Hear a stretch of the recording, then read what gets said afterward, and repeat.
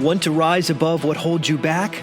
These are the stories of those fighting that battle. It might also be the story of you.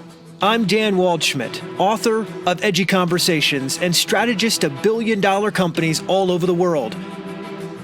This is Mark Menard, author of The Story of You, the guy who knows a thing or two about never giving up. You're listening to Elevating Beyond. Let's get started. Hello, everyone, and welcome back to Elevating Beyond with a two-word mission statement: change lives. And we're getting ready for an amazing show. We've been talking about this. We did a couple promos for it. But I have from Breaking Bad, the one and only, the Emmy award-winning series, RJ Mitte, and director, actually, this is awesome, Leonard, who he's well known for the movie The Lawn Mower Man and so much more. He's actually getting ready to join us too, as we have this great conversation about the new movie that they're making, Triumph, which also stars, I had a chance to watch the, whatever the heck it's freaking called. They sent me the awesome thing to check it out before it actually premieres. And it also has Oscar winner Terrence Howard in it. And he's the coach. It's phenomenal. We're going to share all this. So stay tuned, everyone. Hey, yeah, what's up, everyone? So we are back on here. And I had the intro on before, Brett, just so you know. And we're just waiting for a second here for RJ to join us. And again, I'm sitting here right now with the director of Triumph, Leonard. And we have been talking about a lot. I mean, a lot that Brett has going on, including is it called VRX or? Yeah, well, it's about virtual experience. I call it VX, which is just, there's the term virtual reality, which, I popularized in my film, The Lawn Mower Man, almost 30 years ago. That term wasn't out there before that film really popularized it everywhere. And now, I'm involved with actually creating virtual experience for many different modalities, including health and wellness, which is where, really cool. A lot of the good that can happen with virtual reality is really happening. And it's a very, very exciting time for that. Yeah, it's from us talking before too, when I remember seeing Lawn Mower Man back in the day too, that really did introduce virtual reality to the mainstream. Yes. And that was based off Stephen King, right? It was a Stephen King short story, but the Stephen King short story had nothing to do with virtual reality. It was a 7-page short story that the producers came to me and said, look, we have this 7-page short story by Stephen King. Obviously, they want to make a Stephen King-based movie because he's one of the most commercial authors in the history of humankind. First book I ever read was Pet Sematary when I was 18. I mean, I'm a huge Stephen King fan. I mean, he's an amazing, he's the Charles Dickens of our era.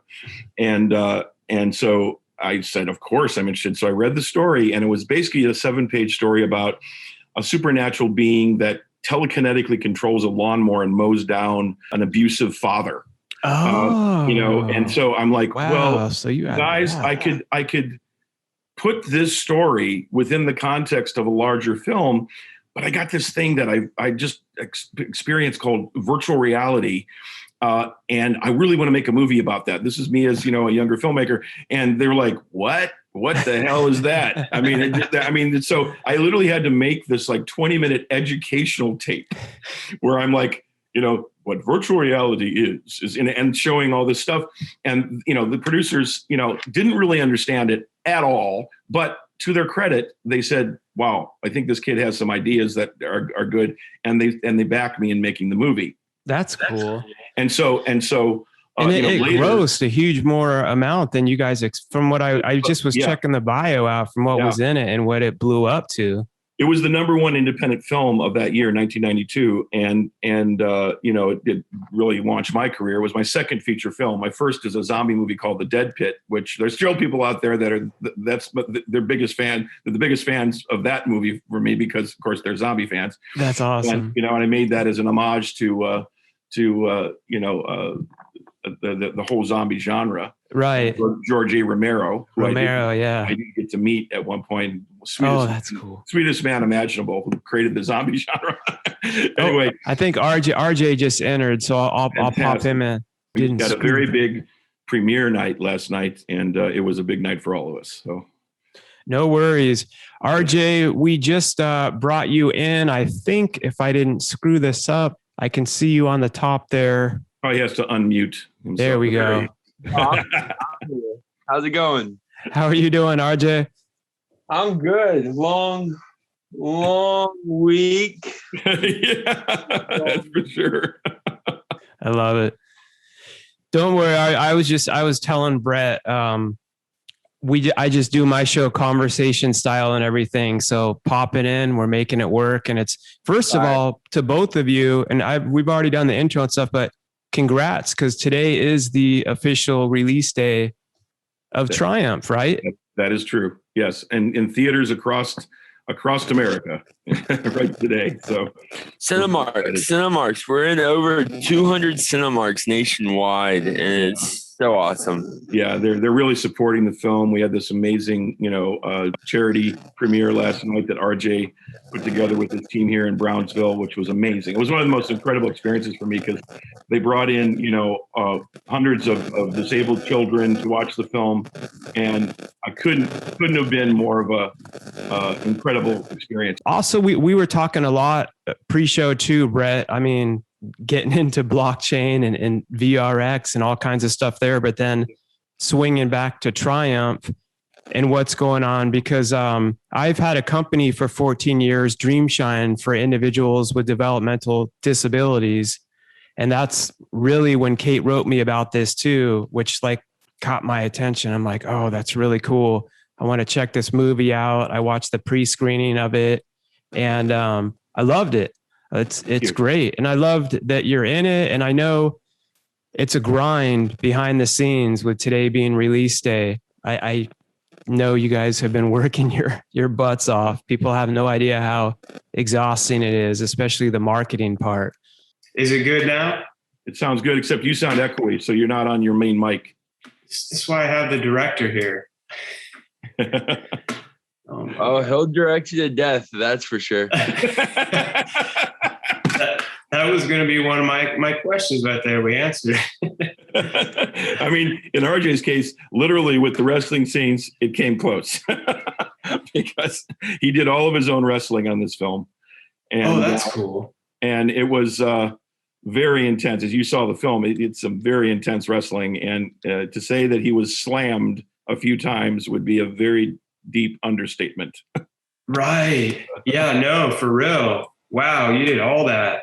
Yes. No, yeah, you can't, with wrestling, it's hard to use a stunt double because it's so tight, close quarter, sport that you need to have the emotion on the faces. And so it was, impossible really to use. And RJ refused to have a stunt double, by the way. He said, no, I'm doing this myself no matter what. So we definitely put him through the paces. That's for sure. So when you were getting slammed around and stuff, RJ, were there times where it was like, all right, you got crushed, you feel like you can barely breathe, and then Brett's like, nope, we have to do another take on that? Yeah. There's a moment where I'm getting slammed and my bell gets rung, and I'm sitting there, and it's like, this is probably the 9th time of doing the slam, and they're like, it's great, but we need one more. It didn't look intense enough. I'm just like, yeah, it's the classic. That was great. One more time. come on. It came out really well though, and I love too. I'm not giving away anything in the actual movie, but in the credits where it showed you and the real guy who the true story is based on together, I thought that was awesome. Because Michael Coffey, who wrote the screenplay, and this is based upon his experiences in high school and just having cerebral palsy and wanting to be included in in all the things, especially sports. I mean, Michael is an athlete himself. And he's incredible shape. And Right. I'd want him in an alley fight. Let's put it that way. And he's his tenacity in getting this film made really inspired all of us, That's both cool. RJ and I to get this film made, because there was a lot of challenges. Any independent film has a lot of challenges, as you're probably aware. Right. And, so this took a number of years to get done, and we all stuck to it, following Michael Coffey's lead, and now here we are with it opening in theaters wide, which is an amazing experience. I saw it for the first time on the big screen myself. That's cool. Night. And it was, for me, cinema is a big screen experience. And right. Back in the theaters, huh? Incredible to see it with, big sound and on a great screen, and the emotion is so much great. So anybody who wants to go see the movie, go see it on the big screen, please. Get back in the theaters. I know a lot of people are going to see it. I know a lot of people are going to see it in other ways, and that's great, because it definitely will play that way. But it's such a great experience to see it on the big screen. Yeah. I went to the movies just the week before last with my daughters for the first time in so long, and it was pretty packed. And it was great to see people. They had the seats separated based on the state, and they had the mask and everything, but it was just felt good you can't beat that in the theater experience. I agree. Special thing. Yeah, that's why I started making movies. I mean, it was always a big screen experience for me when I was a kid, and there wasn't really another way to watch a movie except if it came on network television, like The Wizard of Oz when I was, young. But just the big screen experience. I'll never forget. I saw, Mary Poppins was the first big screen movie I ever saw, and basically that was it. I was hooked. That inspired you to write Lawn Mower, or not write Lawn Mower Man, make Lawn Mower Man. More 2001: A Space Odyssey inspired me to write Lawn Mower Man, but that makes more sense. Yeah. And RJ, obviously, and I was looking at your backstory too from your CP, because there was a scene in the movie where you were talking, and I don't know if in his book the same thing happened too, but you were saying you, as the actor, the character in the movie, that had your umbilical cord wrapped around your neck. And then I saw in real life, that's your story. And what's crazy is I had that same thing happen, except I was diagnosed with ADHD and all the other A, B, C, D, E, F, G, all the other letters of the alphabet, told I wasn't going to be. But it wasn't the same as CP, but I remember just thinking, I used to think I was like stupid growing up, and it was think what's wrong with me, and all those other kids are going to be just born successful, and I'm not even comparing it, because from what I've seen from CP and our different clients we have, it's a lot more brave. You've been through a lot more, but that perseverance that I'm grateful for, that it built in me, for always like kind of having that, I'm not stupid. Like, and I had to work 10 times harder than everyone, even like just to get through a lot of things in school. And I thought that was really cool, that the character that you were in actually, and you went through that same thing.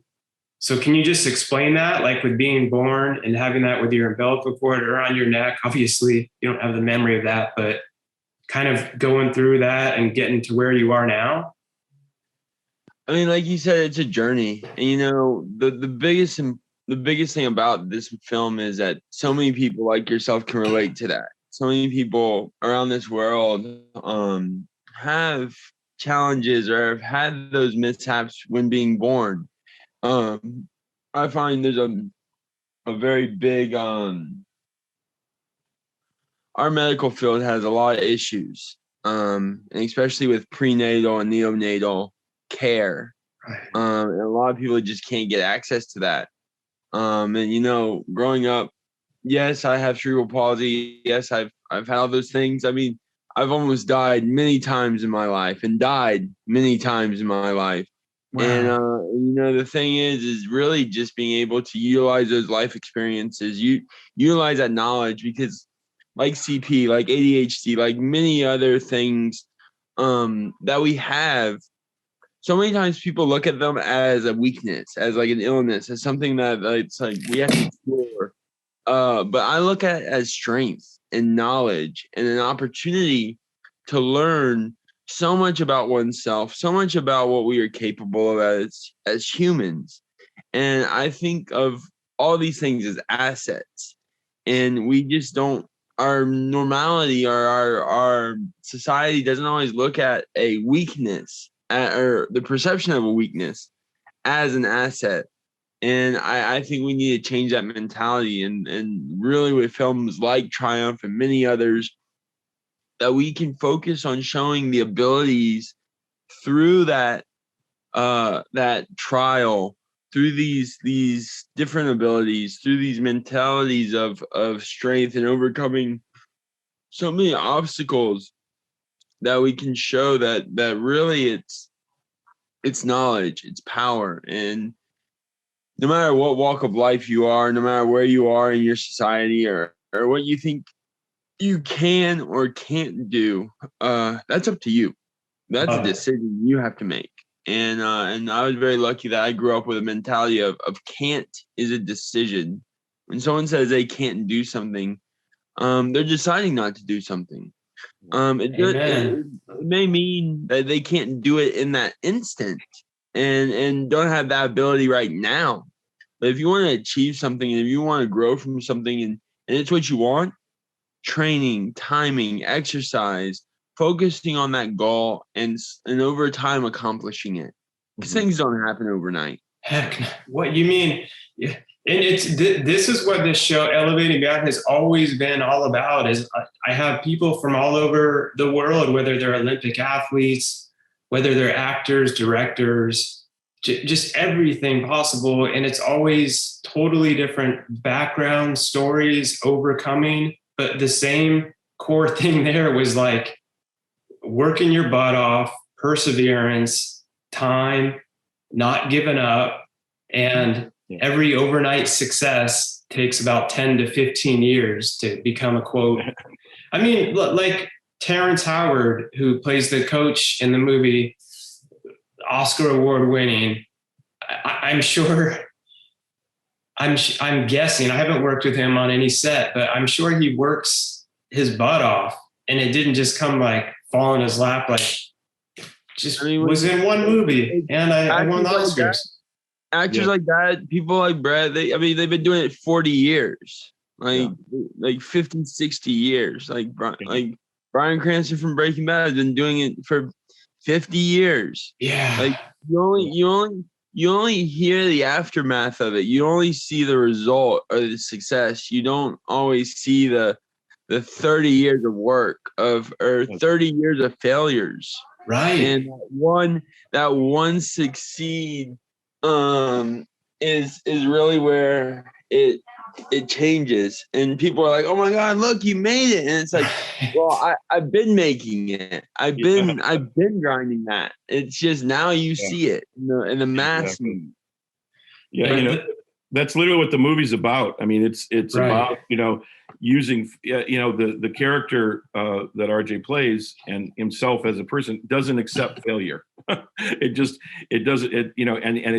that and actually not accepting failure with a good heart and going forward without getting discouraged is really sort of the core of the narrative here, just like it is for the life of Michael Coffey, who wrote the screenplay. And for me, I didn't know a lot about CP, about cerebral palsy, when I got involved with the film at all. And I learned by knowing Michael Coffey and then by knowing RJ and how RJ worked that, all of these things are overcomable. It's like, it was incredibly inspiring for me as a person who doesn't have that challenge to see that, wow, it can actually be something that spurs you to even greater heights. That's right. It's an amazing thing to learn, this late in life for me. So it was a great experience to work with RJ from that standpoint.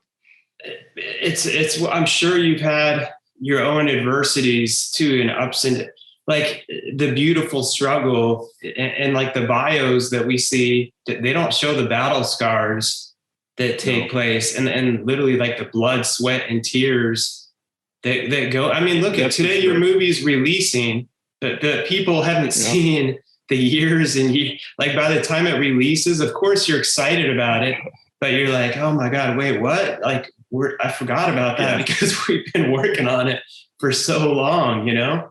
And this film had some very unique challenges, which again, the independent film world is full of these stories. But you know, this film was originally shot almost 6 years ago. You know, a good portion of it. And there was a big delay because of business issues that happened around the financing and people that were involved initially. And we had to, you know, to keep the vision of this, to keep the focus of it, all of us involved, from Michael Coffey, who wrote the screenplay, to RJ, to myself, to all the producers, Michael Clofine, who, you know, was one of the main original financiers on this film, you know, to stay involved, to get it, you know, to get it legally clean, to be able to do the film. Just that was an immense battle that took years of time. And we had to keep the faith basically during that time. And now we're seeing the rewards of that. But like I say, most people don't see what happens, you know, but behind those scenes, especially with that kind of stuff. You know, it's very sort of like hidden and people don't usually talk about it much in the film business. But the film business is one of the harder businesses there are. Oh God, yeah. Anything with a public, and that's why I like to talk. The reason why I like to be real and have authentic like conversations is because truly it gives people hope, because they think like, oh yeah, okay, maybe RJ grew up with CP, but you know, he must just never get nervous and never had any fears or worries and just got on set and naturally had all these abilities. And dude, like what are some techniques that you have when you're going on something like Breaking Bad and you're like, okay, I'm with these people that have been acting for 40 plus years and stuff. Are you just like, I'm not nervous at all? It's just like, you know, you just have to do it.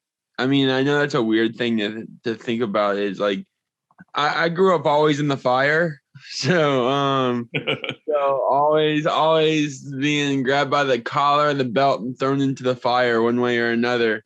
So like really for me, I'm one of those people that, when I'm nervous, that means I'm doing something right. When I'm fearful, that means I need to dive into the fear more. Yes. You know, that's something that when you're stepping outside the realm of comfort and you're challenging your own mentalities and your own strengths, that's really what life is about. It's not just about being stagnant or plateauing or having stability, which is nice. Everyone loves stability. But it's mediocrity. It leads to mediocrity. You never get there. You never get there. And if anyone thinks they get there, especially in artistry and creative endeavors, you die as an artist. You know, if you're not being spurred to go to the next level and evolve, then, you know, you're actually, like RJ said, static. And static is, you know, Bob Dylan said it best: those who are not busy being born are busy dying.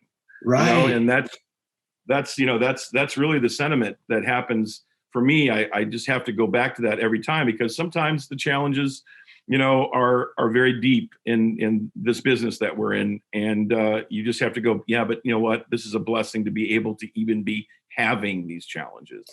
You have to remind yourself too. And people, you said it good, RJ, like everyone feels fear, because that's what I want everyone listening to understand. It doesn't go away, but taking action while you're feeling afraid is where courage is found. I used to think like, I shouldn't be, I dropped speech class 3 times in college. Like I shouldn't be having a podcast with all these people, but I learned that you do it afraid. And then like it gradually builds that confidence muscle.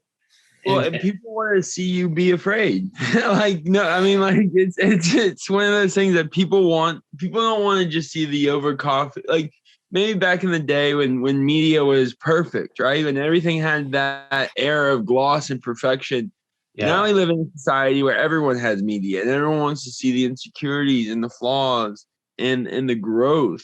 They want to see the A to B to C to D all the way to Z. And now we have the ability and we have a a community that doesn't just want to see the perfect person, that just wants to see the insecurities, wants to see the flaws, and wants to see and be on a journey with you to grow, to be like, all right, this is where the podcast started, and we were maybe a little nervous, right? Like it's the confidence on how you talk and how you present yourself to your environment, to now this one day where you're just like rattling off and you're doing it, and it's just like everything seems perfect and seamless, but you had that journey and the people want that journey.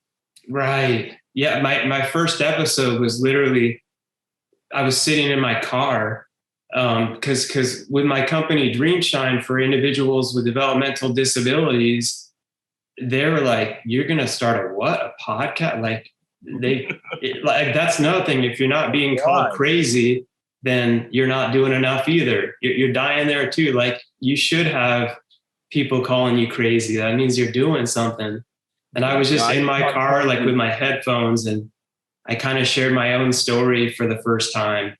And I was terrified, but it just, the audio sounded like crap. Well, we're still having issues even now, years later.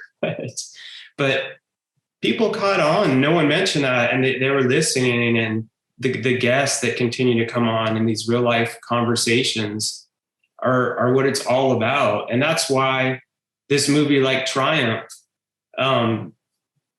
it's perfect timing to have an inspirational movie that is, I love it's based on a true story.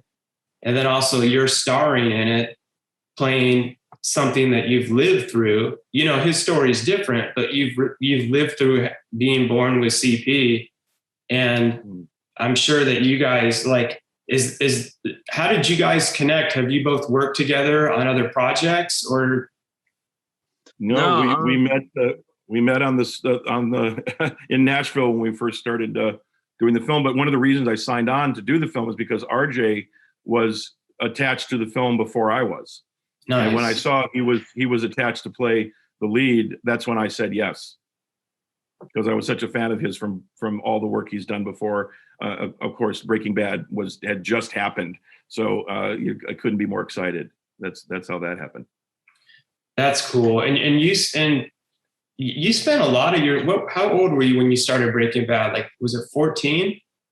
When I started auditioning for Breaking Bad, I was around 13 years old. Wow. And I started Breaking Bad 13 turning 14, and I finished Breaking Bad 20 turning 21. Dude. You grew up on Breaking Bad. That's crazy. What is that like? So how old are you now, RJ? I'm 28. 28. Man. So like, what is that like totally growing up, like your teenage years and stuff on that set, and then you leave it?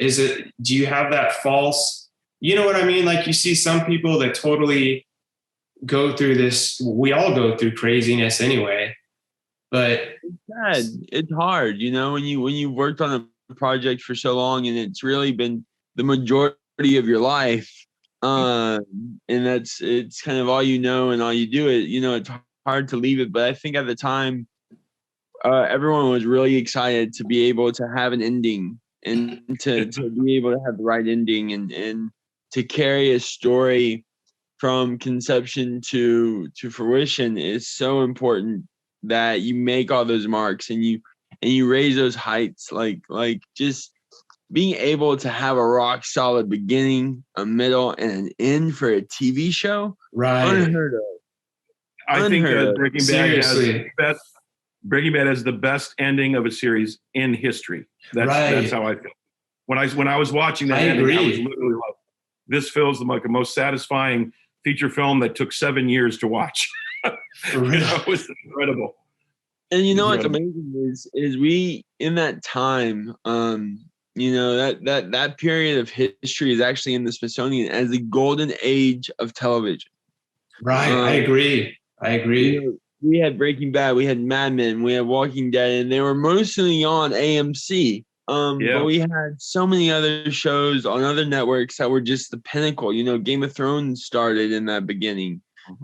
Just the quality of content that we were able to focus on from 2006 to 2012. It was just next level content and next level mentality. And we didn't have social media. We didn't have the media outlets. We didn't have the streaming and stuff. So it was a very different world.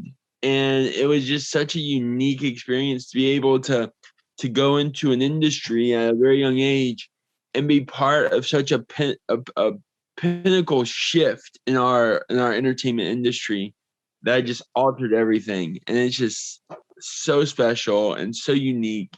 And we're still in that alteration right now. We're still absolutely. I mean, yeah. That, and then with COVID hitting, the inflection point of that has changed everything, which is why it's such an amazing thing that Triumph is in theaters for only. I love it. It's only in theaters for the next 45 days. That is like almost a more rare thing these days in the entertainment business than almost anything. And so I could not be more excited by that because it's such serendipity. You talked about timing. Well, if we had finished this movie originally in the time frame that we were doing it, with some of the original cast members that were being considered at that time, this would have been a completely different experience. And now the timing is absolutely perfect for this film because also everyone needs a story that is actually inspirational, that comes from true life, that has that authenticity, and is also inspirational. And RJ being connected to that in his own story, is just all the confluence of things coming together right now as this is able to go in theaters, right as people are going back to the theaters for the first time in over a year. Right. It's astonishing. It's cool. And it's great now when you can look back on it, but when you're going through it, you're like, oh my God, what's over it? Over it. Yeah. People don't see that, like the failure or there's so many times I throw in the towel. I'm like, I'm done. I freaking quit. But the bureaucracy, man, the bureaucracy's over there. Oh my God. The bureaucracy. Yeah. We don't even want to get into that. It's just, I'm going to tell you guys, it's not even just a move. Like even my company, like with developmental disabilities and an entrepreneur, the bureaucracy, I had to battle to be like one of the first ones that wasn't owned just by the government. And I literally, there's the government that's supposed to be helping. I had a flip phone. I was getting calls telling me not to open Dreamshine. I was this 26-year-old kid sending out like pamphlets in the physical mail. I'm like, what? How do they even, does this happen in real life? Like, I know. It was but that like fueled me to be like, whoa, like if they're like intimidated by this and they've been doing it this way for this many years, that just shows me I'm on the right track. Exactly. To keep pushing forward. Exactly. Yeah. Last night we had, everyone from the film came together for the first time in a while. And, one of the people that played the young man who played RJ in the beginning of the film when he's very young was John Clofine, Michael Clofine's son, one of the executive producers. And I didn't recognize John because he'd grown up into this giant, tall young man. And I'm like, who are you? And he's like, I'm John. I was the kid in the beginning of the movie. So that's how long this took, to actually create it. It was one of the, and he did a great job doing his own wrestling as well, as everyone did that was in this film. There, that you can't fake wrestling. That's for sure. Right. Yeah. The other guy, please tell me his name. He was in the Teen Wolf and stuff and played it. Like he was like your friend. Colton Haynes. Yeah. Colton Haynes. Yeah. That was cool. So in the real story, did they really have that relationship, or what was part of that change a little bit for the movie? Or yeah. Sorry, you go. No, I think Michael Coffey, he took experiences and people from his high school experience and mashed them together into, a semi-fictional expression of what he experienced. At the core, what he experienced is the truth of the movie, but things were changed dramatically. And, for me, so many screenwriters have gotten the chance to sort of unearth their high school fantasies, their high school, experiences, and make them turn out better in their screenplay, right? Why not someone who has, cerebral palsy, who's got that? This is his version of that kind of, high school. If you think about it, the ultimate person that did that was John Hughes. Right. And so this is essentially a John Hughes-like movie, except with these themes. And I actually shot the film in the style of a John Hughes movie because it takes place in the 80s when those films were happening. And I grew up with those films. And so that was one of the really fun aspects, is to kind of go back in time. In a way, this film is a throwback to those kinds of movies. And again, from a timing standpoint, I think that's exactly the kind of movie people want to see right now. Something that has, that inspirational Hollywood story that, it doesn't necessarily mean a quote unquote happy, stupid ending, because it doesn't. The film doesn't go there, but it's about being included, about going through the experience. And Michael, definitely his life, that the person who wrote this, he did absolutely experience that in his life. The big thing about this film that really drew me to this film is that as we were talking about the life story of Mike, right? And these opportunities that he wanted, during the 80s, in the real life 80s, disability was viewed very differently. A lot of people with disabilities just were died, euthanized, left to the wayside, really. There's many organizations that were there that did support, but the mentality and the knowledge and just the understanding of disability wasn't there. So all of Mike's life experiences that went into this film, from what was real in real life to what we had to kind of create for the movie, this was his dream. This was his what he saw himself and his future as a kid, as a young man, and as a wrestler for himself. But society didn't give him that opportunity. Society wasn't at that knowledge level yet to be able to go, okay, here, you can fight for your dream. You may have a disability, but you can.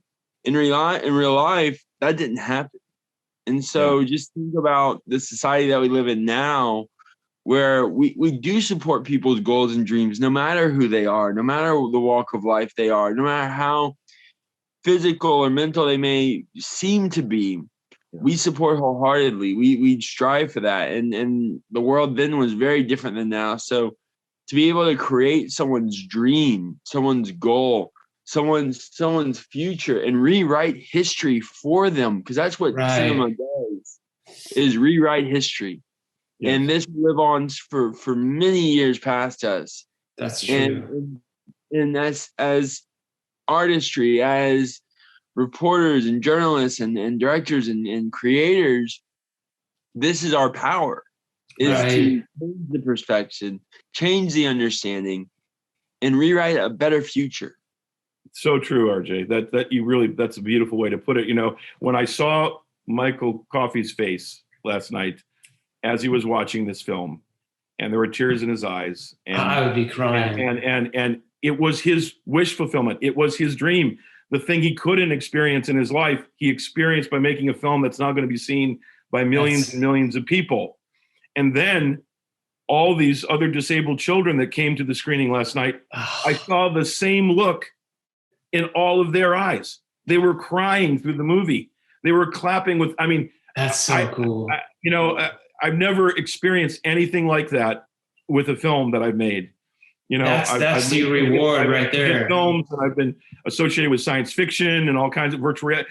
This is a whole other level of human story that, as RJ said, that's our great power, the great power of cinema. And the people that make cinema, we have to take responsibility for that. And the fact that this film does do that is something I'm most proud of almost any film I've ever made. That's what pushes you guys through, anyone through anything, is those times where you do want to give up, and you're dealing with the bureaucracy and all that, is you remember that, you're like, but this isn't just about me. This is about what we're putting out there and all the people that it's going to reach. And him, sharing his story. How cool was that he wrote it, and how many years later it got, how many times, imagine how many rejections he went through. And oh yeah. And even during the making of this movie and all the legal things that happened he had to maintain his faith through things that, no one wants to go through as a filmmaker. Let me tell you, that's for sure. And, people think that filmmaking, if you're making films, oh man, you must have the life, it's a glamorous life. There is nothing glamorous about making movies. It's basically hard ass work, and it's not just red carpets every day and Cavalier. Yeah, you get literally a few moments. I know. You experienced last night, a few moments of that feeling from years of the struggle, essentially, but you know what? We live for that struggle. We actually live in that process. And so you have to find joy in the process. The end experience is for everyone else. That's what we made it for. We made it so that everyone else could have that end experience, that dream coming true, that inspiration. For us, even the struggle is part of the inspiration, and now at the end, when you're able to tell the story of that struggle, that becomes, again, as RJ says, history is rewritten again. That's right. We're always creating ourselves with each moment, and that, even if you're creating a movie, that moment gets frozen in time and lives forever as that film. But what our, evolution as individuals who made the film, that continues to go. Right, and it for life, and it's a lifelong journey to always be developing. And RJ, for you too, what was some of your biggest struggles that you've had in getting into this? Because I was even listening to one of your other interviews before this. I was checking some stuff out on YouTube, and you were talking about how sometimes, like, putting your thoughts together, you may have a thought, but there could sometimes be like a 5-second delay as to like what you want to say and how you want to say it out there. Like, what's been one of your bigger challenges with that? Because I couldn't even imagine freaking remembering scripts a lot. I've done speaking events and I had to just memorize a poem for one of them. I'm like, man, this took me like four days. I'm like, how do actors do that? And then on top of it, it takes 4 days. You get ready for it. You prepare.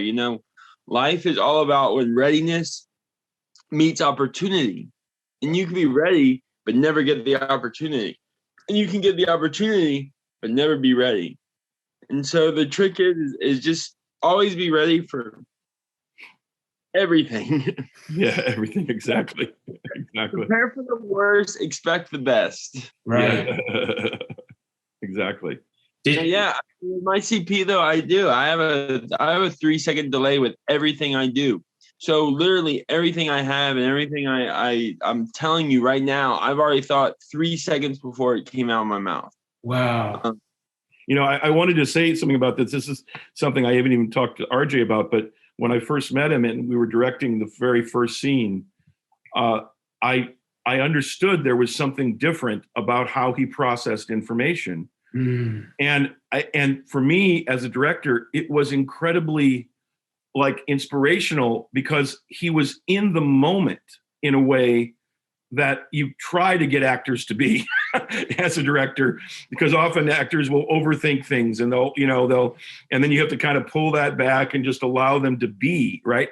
Mm. RJ, as an actor, is one of the most instinctual, rawly emotional actors I've ever experienced. And that was an incredible, sort of revelation to me as I started working with him and realizing that aspect of both his challenge was also kind of one of his superpowers, which we talk about in the film. We use that terminology. I love it. And as an actor, I really believe that is one of his superpowers. And it was, as a director, it was super refreshing to have an actor that was so in the moment. And so the emotion comes from that moment, not from overthinking it, and that's what every actor tries to do with all their training and to get back into that moment. And RJ has that in a way that's very, very unique. And that's like your life. Go ahead, RJ. No, I just saying thanks. It's true though. It's really true. I've talked about it with other people. I'm glad that I got to talk about it with you in this moment, because I'm like, there's this it's interesting. There's a Russian director, Anton Tarkovsky, who was a very famous director, and the way he worked with actors, he wouldn't give them scripts. He would say, why would I want to give an actor a script? They'd know what was going to happen, and then they wouldn't be real. Right now, that's going to an extreme, right? That's something you can't get away with in the Hollywood filmmaking environment, that's for sure. But, when I remember RJ came back, so tell me what, he came up to me and said, tell me what this scene is. Tell me how you feel. And it was just absolutely honest, and that you can't train someone to have that honesty. And so I think throughout RJ's career, he's going to be able to create that honesty in every role he has. And it may be because of some of his unique challenges that is there, because he's taken those challenges and made them into a power. Superpower. Yeah. Transforming that adversity into a superpower. Exactly. Which is what triumph, that really is what it is at its core, is like, adversity strikes us all in so many different ways, but how you play it and just persevering through things, it's incredible to see. I love it. Yeah. It's good stuff. So goal. No, I did. It was great. It was awesome. The pre-screening, I got it late at night and I was like, all right, I'm going to watch a little bit of this. Then I'll have to finish the rest tomorrow. And I couldn't stop. I watched the whole thing. That's great, man. I don't even want to give anything away, but it was well done. I like the way you put it together. The way that it ended too was cool because, again, I won't say it, but it was, I like the realism and all that. Yeah, it was like, exactly. Okay, yeah. that makes sense. We didn't want to make something that was not real. Even though there's wish fulfillment, there's dream fulfillment in this, it's still a reality at the core of it. But Hollywood kind of takes reality and pumps it up. That to me, this still is a movie that does that. I love movies having that power. I also love very, very realistic, gritty films that are, we're in a moment where that's what the critics love in filmmaking right now. And there's a reason for it, American neorealism, all of that. Films like exactly Nomadland, which is incredibly realistic. I mean, it's so realistic that you want to slit your wrist by the end of it. I cried many times. But for me, there's also another kind of Hollywood movie that can uplift at the same and entertain at the same time, giving that reality, and that's sort of the balance that we were going for here. So the audience can have that experience. No, you nailed it, and. Something else that was making me think too with having the director and the actor on here too, because so when you're doing it at the point of view as a director, you're always kind of working towards each individual personality. It takes, I imagine, practice and leadership. And I'm sure there's some earlier stories where, like you said, RJ would be in the moment, but where you've had someone else that all of a sudden just flipped it to, I'm going to start doing this in a British accent or something. And you're like, wait, that doesn't. You have no idea. I mean, actors, but I'm the best ever. Yeah, actors are beautiful, amazing beings. And I love actors. I actually started on the stage as an actor. That's my deep, dark secret.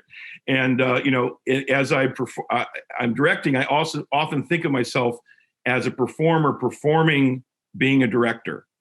It's sort of interesting. It's because, but the truth is, as RJ said, readiness meeting opportunity. It's like to learn, as a director, you have to be a generalist. You have to be, know a lot of different things, but master of none, and that aspect of being ready for that so that you can just allow actors to be in that moment.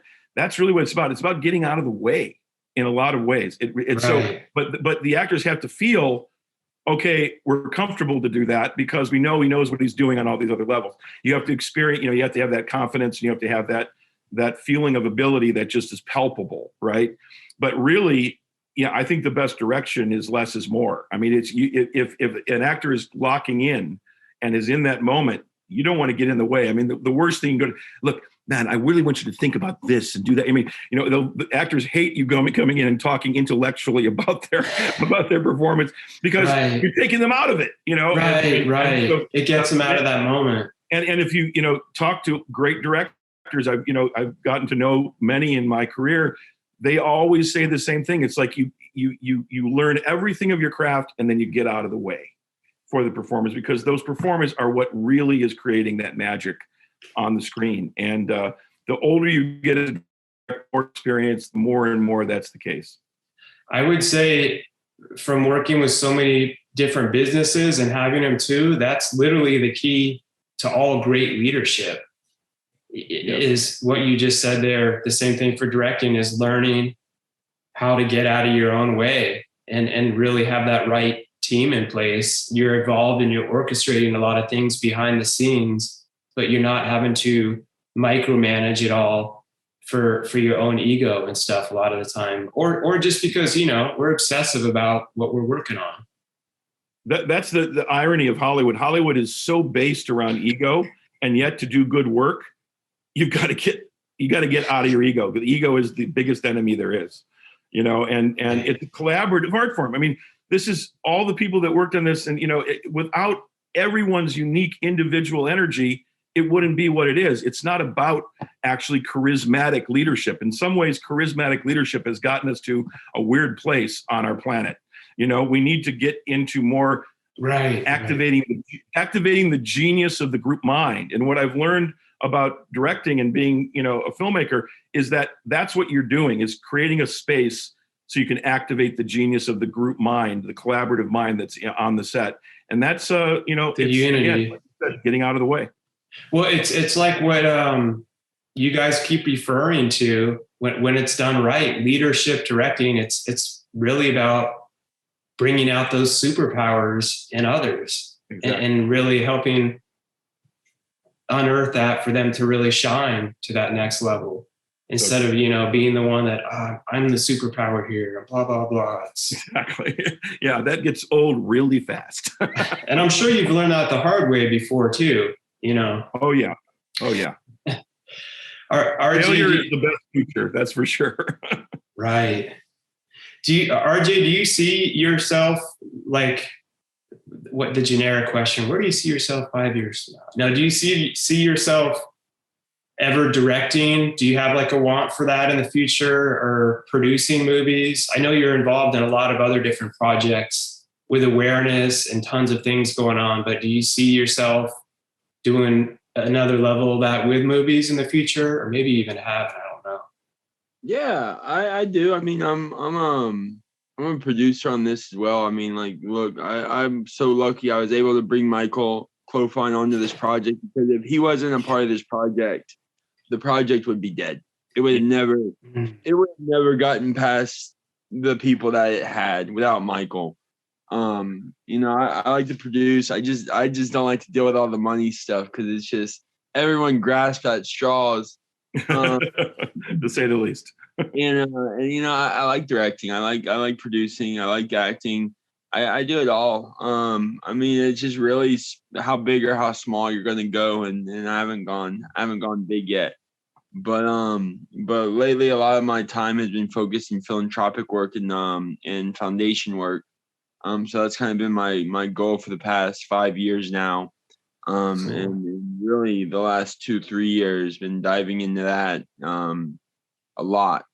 I'm still acting, still producing, still doing other stuff, but really a lot of community outreach and development. So, but I see RJ as a natural director, just to be honest. I think he's ready. And by the way, RJ, if you ever want a guy to play a small part with a gray bearded biker or something, I'm ready to be directed by you. Be awesome. That would be fun. Well, RJ, like you were saying with a philanthropic, it's interesting too, because the money part of it, like you always have to, you can't only be obsessed with wanting to make money and it's all about the money. But then I'm also working with my team. If we're bankrupt, we can't help anyone either. Actually, I think Terrence Howard is he's in Empire, right? From Curtis Jackson. I'm trying to get Curtis Jackson on. I want to, but I just finished his book, and he talks about that a lot, of his different levels of life, from being, in hip hop, and then how he started getting into doing the TV series, and how a lot of the different levels of that then got him to a point where he was able to make enough money. And he said, really what he wants to be remembered for is a philanthropist. And I think that's really cool. Like, people don't think of it when you kind of flip that around and realize it's like having a brownie fundraiser. Like, I'm doing this is my job. I love it. But the funds that I have allow me to be able to help the other level of my purpose too.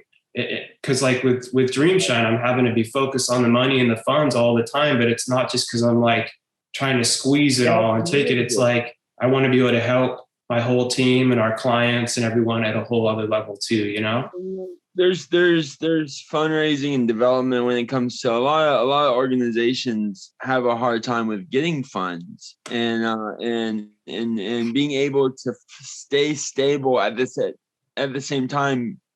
Charitable giving as well, in a way that they're making an impact in the community, not just throwing money into pits, but being able to understand how to utilize the money in an efficient manner where kids and young adults and families are able to harness it and to utilize it to build a foundation for their lives and for their stability. And there's so many people that don't understand where foundations come into effect to really just be able to be and give in perpetuity to a cause and to a growth. And I've been very lucky and blessed to work with hundreds and hundreds of young adults and future leaders, and really just be able to inspire to just continue that chain of giving and just helping each other.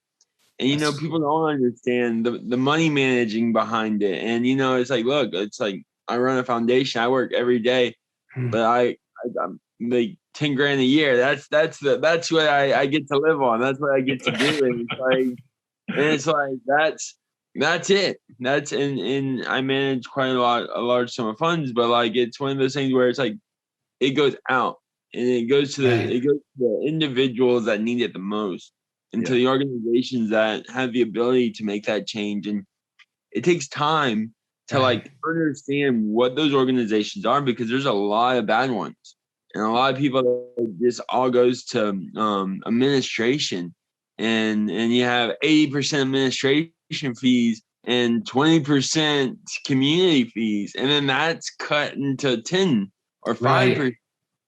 And I'm very I do my due diligence when I look at organizations of where their assets go. How many people are they affecting a year? How many people do they affect a month? How many residual kids are there that they're growing with? What is their expiration date when it comes to who they affect? Are they going to age out? Are they going to be able to carry into other organizations? There's a lot of business behind that. And you have to go through the trial and error and get taken, lose the asset for a little bit and go, I know what you look like now. Right. Yeah. When I opened Dreamshine, I intentionally didn't open it up as a nonprofit. I created it as a S corporation. I knew nothing about business, by the way, 14 years ago. The words I'm using right now, I wouldn't even know what they meant. And the reason why was I knew that if I had to depend on, and there's this amazing other nonprofits out there, but I had such a different vision for where we were going. And I was already working with so many different bureaucracies that I was like, I'm going to build this up to be like its own sustainable business. And I'm going to be able to put it all back into it and have the product obviously is our individuals with developmental disabilities, and be able to serve them and have the best team. And there's been a lot of trial and error with that too.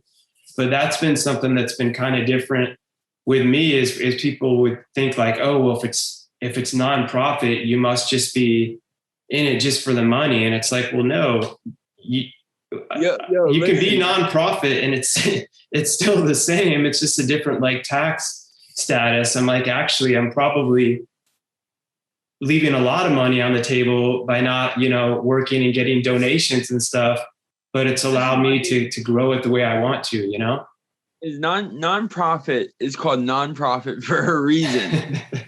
And if you're doing the nonprofit right, you'll make money in other avenues, but when it comes to the nonprofit itself, it's only giving, it's only impacting, and it's only going to change the face of lives.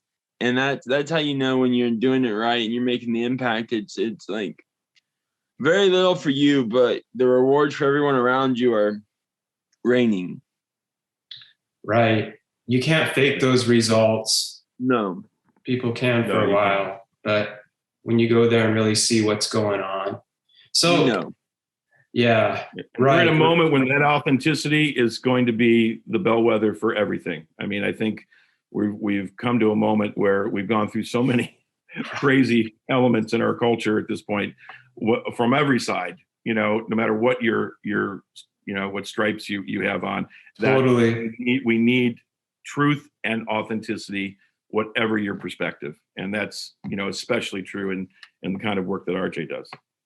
Yeah. Like the focus on human, I'm for the human race. I'm for human beings. And when people get super, like with me working with different developmental disabilities, they'll be like, oh, we don't use that word this month. And we don't, and I'm like, well, guess what? I actually call this person by their name. I get to know them as a human being. I refer to her as Aaron. I don't refer to her as like, I don't always get into all that. And I have a realistic relationship. And that's the way I feel about with anything, it's getting to know each other as actual human beings. I think we're in the era where we all need to be global humans, because everything impacts everything else. We've got over 8 billion people on the planet. It's like the butterfly effect. Something over here, a tiny little thing can affect everything over here. And we have to get into the understanding that interdependencies are absolutely real, no matter what. The thing with COVID, we can't let India get taken down by COVID, because that will eventually take us down, because that's the way viruses work. They don't respect national borders or different cultures. They just go everywhere. So we have to realize we have to activate the genius of the group mind of global humans. A very famous man, Joseph Campbell, who was, one of the great mythology scholars of all time, who I got a chance to meet actually before his death. I asked him, Joseph, Mr. Campbell, and he said, call me Joe, because he's the sweet guy. And he said, I said, what's the mythology I need to follow in my life as a storyteller? I had done nothing at this point. I was just a 20-year-old kid. And he says, you've got to follow the mythology of the global human. If we don't, cockroaches are next. That was from Joseph Campbell.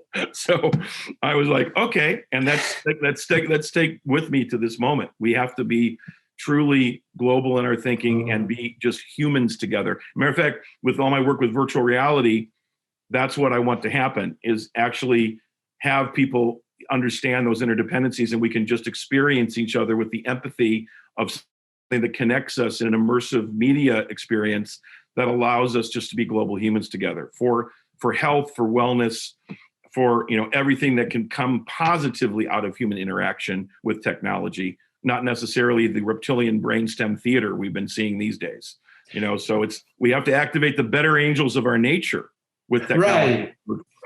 Right. Because honestly, that's what my wife's originally from Sierra Leone, West Africa. Wow. And we spend a lot of time there too. It's actually a beautiful place, but you see it's by the water. Yeah. But you see such a differentiation. And it's been really cool personally getting to know her and her family. Her mom's staying with us right now. Actually, we brought her back here to get vaccinated. But it's just, as you get to know people, and that's something that I've loved, that has been a cool thing about social media. Some people that haven't been able to connect or have been under some of these like dictator governments that weren't able to do stuff are able to have even different job opportunities now. And sometimes it depends who's blocking what. I know that India, Right. I think's blocking cryptocurrency. That could be a whole other show. I don't know enough about that. But but it does start to open up those doors for people to connect and get to know each other on that human global level. Yes. But unfortunately, you know, like a lot of the little bits we see on social media or the news are like the fear and the drama or that only depicts like 1% of humanity. And it makes people think that this is the way 100% of this group is, you know, whether you're this political group or that, or that. And these real life conversations like we're having right now is a cool thing. And we're, you know, we could have guests pop in from Sierra Leone and you can have those conversations. And I can't even imagine bringing in what you're talking about with it's. I don't even know the word. I would say VR. It's like VX, but yeah. The VR, the virtual experience. Go ahead, RJ. Well, this is the most amazing part. And, you know, it's like we used to have a centralized news network where you saw one view, you saw one ideas, and we still have that to a degree where you're getting one side of the coin. But now we have through media, through Snapchat, you can go and hit hotspots and see and be there on the ground and go into areas and go. One of my favorite things to do is go into maps and look at the live feed on what's happening instantly live in Isn't those that moments crazy? through real people. You used to not be able to have that. And sadly, you're still only seeing 1% of society in the media. But if you're able to harness the power of these smartphones and harness the power of our technology and go out on a limb and do your own research and go into the live feeds, go into the videos and the CCTVs and see what's happening instantly, you can go and go, okay, this is the real world, not what you see on the TV, but in reality, this is what's happening. And that's so special. But it's dangerous because people it's both, right? lose themselves in an augmented reality, and we have to be able to protect our citizens and protect our minds from the chaos of so much. You know, as anyone that's worked in this industry or been out and you've been to Africa and seen people in ways that most people haven't seen, right. and when you're able to see real humans living real lives, living and dying, you know, that's something that a lot of people just, the majority does not understand. And it's changing, but we have to protect that knowledge and utilize it properly. Exactly right. I mean, it's such an important time, just like RJ said, of taking responsibility for what these new technologies and connectivity can actually create. And there's a lot of negative things that they can create. Absolutely. Right. But so we have to focus on what are the positive uses, what are the humanist uses, what are the things that actually connect us as global humans, you know, and that ethical framework is something we need to continue to shape and discuss constantly, because it's not going to come from one person. Right. It's going to come from, again, activating the genius of the group mind, which it does exist if we're able to activate it. And the technology, you know, people say, oh, it's artificial, like artificial intelligence. There's nothing artificial about it. Right. It's augmented intelligence. It's coming from us, you know, so, you know, it hasn't dropped from outer space from some artificial, you know, satellite somewhere. So, you know, it's something that we have to take responsibility for. And in this moment we're in right now, this is an inflection point where that is more true than ever before. Yeah, 100%. And I just realized the time too. Yeah. So I know, I think we had an hour. I could be going on for hours and hours too. I love having that's what it's about is these great conversations with people of all different levels. And that was why I started this podcast. I was like, I want to just have people come on from everywhere and be able to share their stories and relate and connect. And I've had other directors and actors on that are like, oh, that was not like any other interview I've done. I don't know if they were like putting me down or if that was But no, in some ways they're like, oh, we actually had a conversation. And yeah, Mark, it's refreshing. I can tell you, I'm sure was refreshing. and that we've stayed in touch too. And it was just kind of cool. They're like, oh, you were listening to what I was saying, and then like followed up, and we went back and forth. And I'm like, oh, I thought that's just the way a conversation worked. But how has that, and like, as we're getting closer to ending too, what have you noticed, like, especially RJ, like a big difference in when you're going out back before in Breaking Bad, the way there wasn't all the social media and podcasts, and you're doing a premiere for that, and you're on some like great things like Conan and stuff, and it's snippets and it's edited. It would be amazing. But like, how has that been different than some of the other interviews? How would you like compare those to how you're doing that now? I mean, the assets to do interviews before what we have now, media, I mean, I think they're cheaper now. Yeah. I think it's much cheaper, and everyone does it. So you have a lot of new entities coming to the face of this. So a lot more of a learning curve than it used to be. Yes. But so much more media. What used to be two things are now 30 things. One of the things I'm so sick of is like when I'm doing Zooms and stuff, they go, oh, and like I'm in the middle of something, they're like, oh, where's your camera? I'm like, like it's like now it's this weird life where it's like I used to just be able to have a phone call. Now they want to see your face, and it's kind of it's you're obligated to it. I find it's more invasive now than ever, and I think that's just our society. No, we have to figure out boundaries. Yeah, before COVID, I would have people come here I did some on Zoom, but I had people come here in person just because when we're sitting down together, it brings up a whole other level. And there's times where I work with people too that I've had on. They've been in other countries and like we're just available for audio. I'm like, that's cool. We'll make it happen. Yeah. Just sometimes with having the video and everything too, we're able to use a lot of that in cool ways. But when people are like entitled and expecting every second that, it's like you should immediately have a studio and perfect lighting with you everywhere you are and all that. It's like it's crazy. I mean, I'm older than both of you guys. I mean, it used to be these press junkets where you had to go to like a hotel, to like talk to the radio people. It was totally different than it is now. That's for sure. Yeah.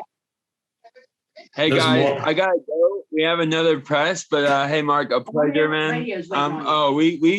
Brett, we got on air. We're live, so we gotta go. But Mark, thanks for your time. Go, man. Okay. Thank you so much. Take it easy. All right. No, that was cool. No, yeah, we went over. That was awesome, though. Everyone's going to appreciate this. I loved having these conversations, and Brett, let's definitely touch base. I want to do a whole other episode with you. Let's do one about all this virtual reality stuff, man, because it's huge right now. It's cranking. And like I said, this press release just went out 2 days ago, or about 3 days ago, about this deal we just did to create this med tech capsule for healing with VR, which is a very unique thing, right now. And so it's a good time to, obviously the things you're involved with and all of that connect into all of these things. So it'd be great to talk about that. Yeah. I'm very fascinated by all of it. So we'll follow up, everyone, and everyone listening. As we're recording this, it's April 30th. Triumph is officially in theaters. Go see Triumph in the movie theater on the big screen, because every director wants you to see it on the big screen. It's so much more of an emotional experience. And RJ Mitte is brilliant in this film. And if you get out of it without crying, I would be surprised. Oh, there's so many powerful moments. The whole cast is amazing. Yeah, no, really incredible cast. Absolutely incredible cast. Yeah, check it out, everyone. And like you said, get back in the theater. I missed that experience. I loved it. Be safe, socially distance, wear your mask, all those things, because we're not out of this yet. Right. But at the same time, you can actually go have a group experience now. So it's time to can get live. back to that. Yeah, and we can all need that. triumph together. As Michael Coffey, the writer of this, he always saying, every email ends with, "We will triumph together." So, Hey, that's a perfect way to end the show, everyone. Listen, we'll all triumph together and keep elevating beyond. Thank you so much.